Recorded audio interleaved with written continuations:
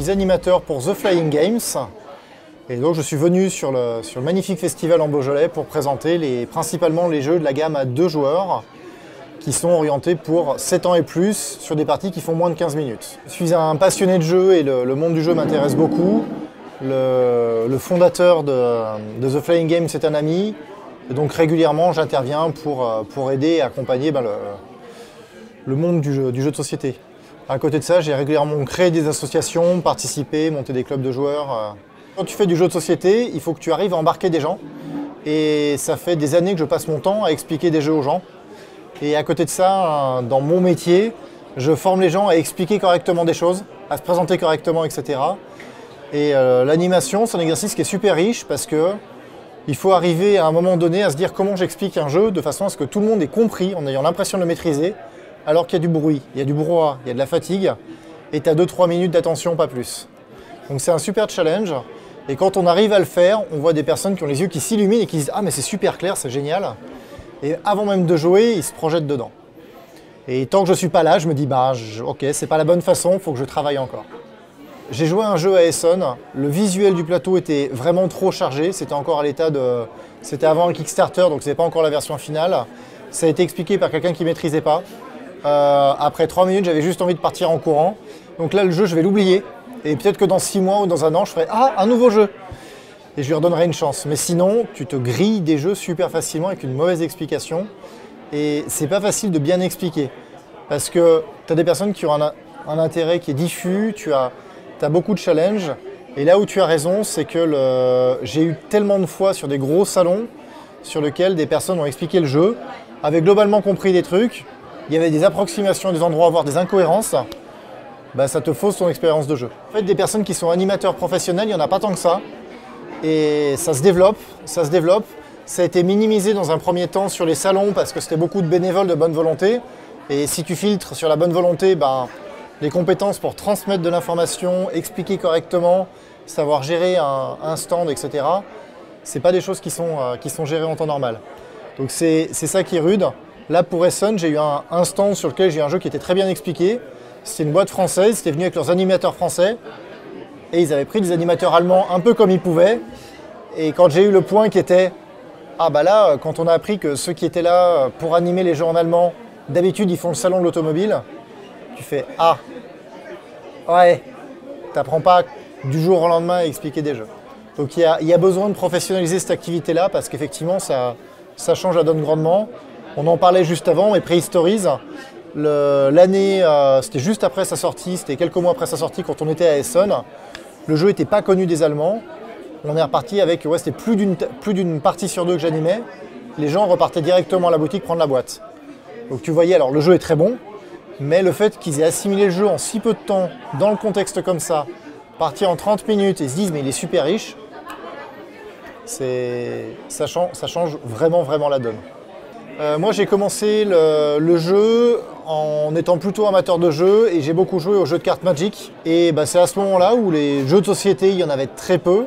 Et c'est là où j'ai commencé à être embarqué dans une association à Nantes par Loïc Boissnier qui s'est occupé du temple du jeu à Rennes pendant pas mal d'années et qui avait monté son asso pour embarquer des joueurs.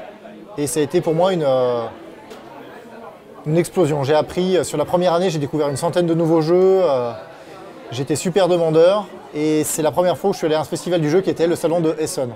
Donc mon premier salon du jeu, ça a été Essonne, où au dernier jour j'ai découvert un hangar que j'avais même pas vu avant, où il y avait des structures gonflables monstrueuses, etc. J'ai commencé par ça. Après, moi j'ai habité à Antibes pendant plusieurs années.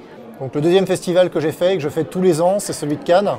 Parce que bah, même si j'y habite plus, bah, j'y retourne parce que j'ai tous mes copains qui sont là-bas, je revois du monde, c'est cool. Et j'ai fait Octogone. Là, j'y retourne moins parce qu'il est moins adapté famille et jeunes enfants, puisque j'avais des jeunes enfants. Par contre, pour faire une nocturne, pour faire du jeu de rôle, c'est vraiment génial. Et là, c'est la deuxième fois que je fais le festival ici. Et c'est une autre ambiance parce que c'est beaucoup plus posé, c'est paisible. Il y a beaucoup de personnes, beaucoup d'animateurs, beaucoup de bénévoles. C'est ambiance tranquille, on découvre des jeux, mais c'est pas que la course à la nouveauté. Il y a aussi pas mal de vieux jeux. Et c'est vrai que pour un gros salon, bah, tu mets les nouveautés en avant.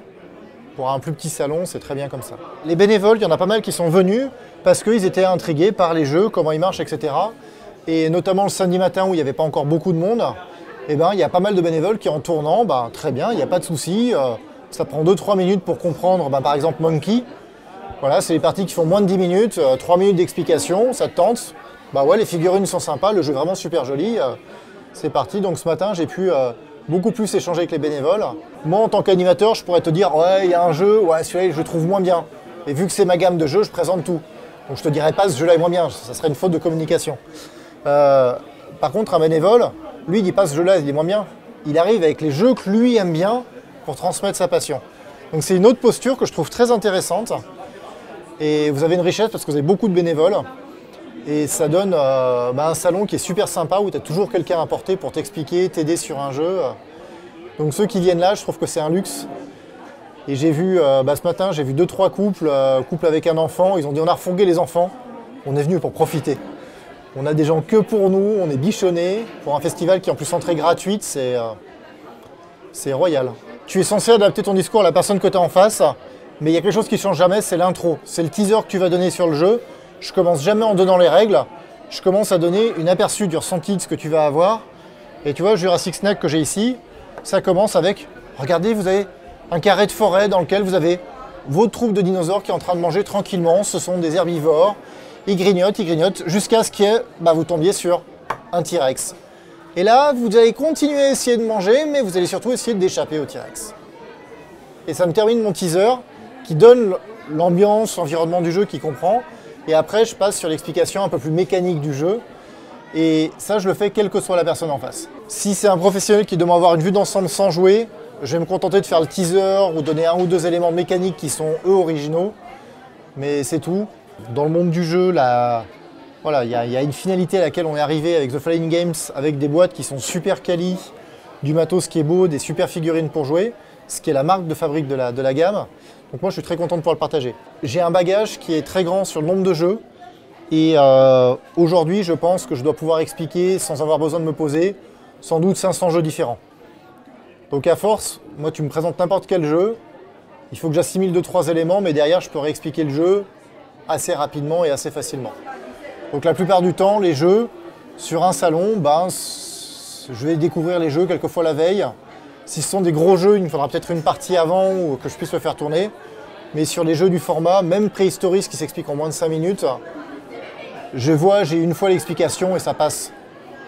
Et ce qui se passe en général en début de salon, c'est que tous les animateurs ne sont pas au point sur tous les jeux. Donc comme au début de salon, il y a moins de monde, il y a un animateur qui connaît moins le jeu qui va écouter comment l'autre animateur anime. Donc ça c'est plus comme ça, parce que de toute façon, il n'y a déjà pas un gros budget pour les animateurs. S'il fallait leur dire, alors par contre, on vous paye très mal, mais en plus, vous devez avoir du travail préparatoire. Il y a des personnes qui le font plus. Donc j'ai hâte que ça se professionnalise pour qu'il y ait un niveau de qualité. Pour le moment, c'est très inhomogène. Quand je vois des gens expliquer des jeux, que ce soit des animateurs, pros ou personnes comme ça, je vais effectivement juger 2 choses. Et là, je dis bien le mot juger, que j'assume, il n'y a pas de souci. La première, est-ce que la personne commence déjà par la mini-mécanique ou est-ce qu'il arrive à nous donner la vue d'ensemble? Si j'ai pas la vue d'ensemble, ça va être plus dur de me projeter. Et en général, c'est que la personne maîtrise moins parce qu'il n'est même pas capable de donner une synthèse globale. Donc ça, je sais quand ça commence par « Alors, d'abord, au tour 1, tu vois, tu fais ça. Alors, sauf s'il y a tel truc qui est déclenché. » Putain, mais je sais pas ce qui se passe, je sais pas ce que ça donne.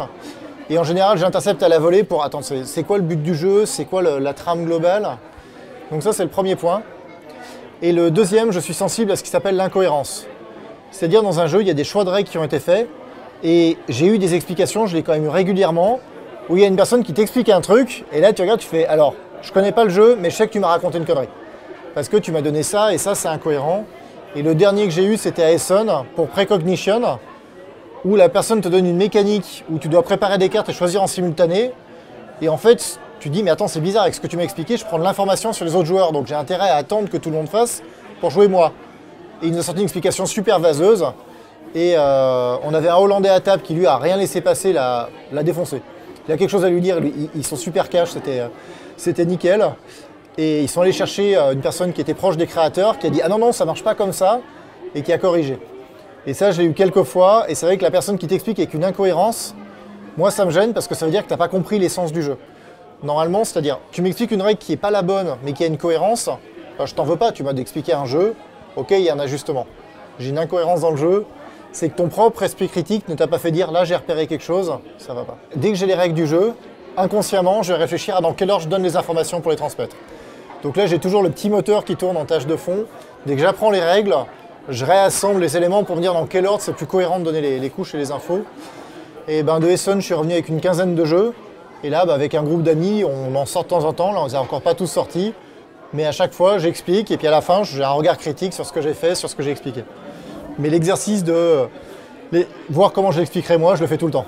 C'est pas volontaire, hein, c'est devenu inconscient. J'aime bien tous les formats de jeu et je juge un jeu en général au ratio qui est le temps d'apprentissage pour comprendre le jeu et l'intérêt et la richesse derrière. Donc il y a des jeux qui durent 5 minutes, qui s'expliquent en 30 secondes que je trouve géniaux. Il y a des jeux qui vont durer 20-30 minutes que je vais trouver mauvais parce que je subis un peu le jeu, j'ai eu très peu de décisions et ça tourne. Il y a quelques jeux qui sont un peu laborieux, où les règles sont un peu longues pour des effets qui sont finalement pas si grands que ça. Et donc j'ai des jeux de différents formats. Le format que j'affectionne le plus, c'est les gros jeux de stratégie. Donc c'est pas notre gamme là. Il y a même Préhistories, on est sur du 30 minutes, c'est plus du tactique que du stratégique et ça va vite. Mais voilà, du gros jeu de gestion, c'est ce que j'aime bien. Et à la maison, j'ai de tout. J'ai de tout parce que j'aime bien varier. J'arrive à faire la différence entre un bon jeu et un jeu que je n'aime pas. Je vais citer un jeu, Not Alone, que je trouve qui est un très bon jeu. Il a rempli pas un trou sur le marché, mais il a mis une mécanique qui était peu utilisée, qui était le choix simultané avec un peu, faut pas que je me retrouve au même endroit que l'autre, qui est vraiment peu fréquent, qui marche super bien. Et moi, c'est pas mon style de jeu. Moi, c'est le genre de jeu où quand j'y joue, il y a un moment, les autres joueurs ne s'en rendent pas compte, mais je sors une carte au hasard. Et je joue en mode random jusqu'au bout. Et je sais que c'est pas mon format de jeu. Pourtant, le jeu est bon et je suis capable de l'expliquer, je suis même capable de donner envie aux gens de jouer. Parce que je sais que le jeu est bon, je sais juste que ça ne correspond pas et que le chaos me frustre. Au même titre, je n'aime pas les loups-garous de Tire-ce-lieu, qui est un jeu sur lequel... mais si, dis-moi que tu es un villageois. Bah, tu sais pas, j'ai une carte, tu as une carte aussi, fin de l'histoire. Ah mais non, c'est pas ça l'esprit, voilà. Donc en général, je me fais virer après la première partie, ça sert à rien de jouer plus loin. Mais ça, c'est plus une question de tempérament personnel. Donc là, quand je mets ma casquette de joueur, je sais ce qui me correspond moins. Et après, ça ne m'empêche pas de faire une partie pour essayer, hein, c'est pas un souci. Je suis également auteur non édité, donc je travaille sur des prototypes avec pour objectif d'être édité également à un moment.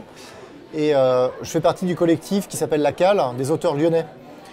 Et sur la dernière session, qui était jeudi dernier pour aller tester des nouveaux prototypes. Donc le principe, c'est ambiance sympa, on mange, on boit des bières.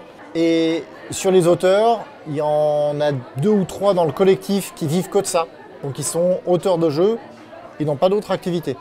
Donc ils arrivent à en vivre. On était 15, il y en avait une dizaine qui ont été édités plusieurs fois. Et on était 2 ou 3 à ne pas avoir été édités. Voilà, donc moi je démarre ce processus-là, mais les auteurs sont faciles d'accès, ce qui est génial dans le monde du jeu. Autant si je te dis, va me chercher une signature de Kylian Mbappé, bon courage, avec un moment sympa d'échange avec lui, hein, parce que le fait de tendre ton papier à l'arrache à la sortie, ça va bien. Alors qu'avec les auteurs de jeux, tu vas sur n'importe quel salon, tu chopes quelqu'un, tu discutes, c'est génial. Bah, regarde, derrière nous, où est-ce qu'il est? En rouge, on a Bruno. Bruno, c'est l'auteur qui a publié le plus de jeux en France. Il est juste derrière, tu y vas, tu tapes la discute, tu lui fais la bise, je pense qu'il te fera la bise.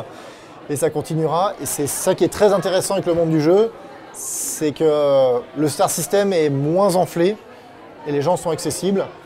Et sur le fond, tu as raison, parce que le point de vue d'un auteur, c'est génial. Parce que potentiellement, il va dire « Ah ouais, on avait pensé à ça, d'ailleurs, on est passé par là, on a fait ci, on a... » Et tu vois comment le jeu qui est devenu une vague idée est devenu la forme finale que vous voyez là. Pour qu'un jeu, en général, passe de l'état de « j'ai une première idée » à le jeu est publié, ça peut aller plus vite. Mais il y a beaucoup d'auteurs pour lesquels c'est plusieurs années. Parce qu'il faut que le proto soit retravaillé. Et même une fois qu'il est signé, il est encore retravaillé et il est édité à un certain moment. Le joueur, il s'en fout qui a fait ça, il a envie de passer un bon moment. Oui, l'être humain est égocentré, le joueur est égocentré, il n'y a rien de choquant avec ça. Si tu arrives à une table qui a l'auteur à côté, je vais quand même te le signaler, ou l'illustratrice. Donc s'il y a les personnes comme ça, sinon je n'en parle pas forcément. Le joueur n'est pas forcément intéressé. Alors s'il est intéressé, il le sait, c'est écrit sur la boîte. Et c'est très bien qu'il y ait tous les noms qui apparaissent maintenant, ce qui n'était pas le cas il y a encore une vingtaine d'années. C'était un éditeur, mais l'auteur c'était juste un salarié ou un contractuel de la boîte. C'est assez récent. Les influenceurs, c'est un nouveau canal de communication dans lequel les générations des personnes qui ont moins de 30 ans se retrouvent beaucoup. Et si c'est un canal de communication, bien évidemment qu'il y a quelque chose qui est pris et qui est communiqué. Et pour répondre à ta question, est-ce que c'est le même métier? Pas du tout. Moi, je dois expliquer de façon à ce que des gens aient compris un jeu en peu de temps. Eux, leur objectif, c'est de construire une communauté. Parce que si tu expliques un super jeu et que tu as 12 personnes qui ont vu ta vidéo, même si tu as expliqué du mieux du monde, c'est mort. Donc c'est un gros boulot pour eux pour construire une communauté dans laquelle ça peut se faire par la qualité des explications, ça peut le faire par de l'enthousiasme. Oh, regardez-moi ce jeu, mais j'ai adoré, c'était trop bien. Voilà. Ça, c'est plutôt le rôle d'un influenceur qui va du coup s'investir émotionnellement dedans, et des personnes qui se retrouvent dans ses goûts vont le suivre parce qu'il dit si lui il aime bien, ça va être comme ça. Donc il y a pas mal d'angles à prendre. Donc moi j'ai pas vu de polémique parce que je ne les suis pas, je ne les cherche pas. Et est-ce que c'est un nouveau média? Oui, oui.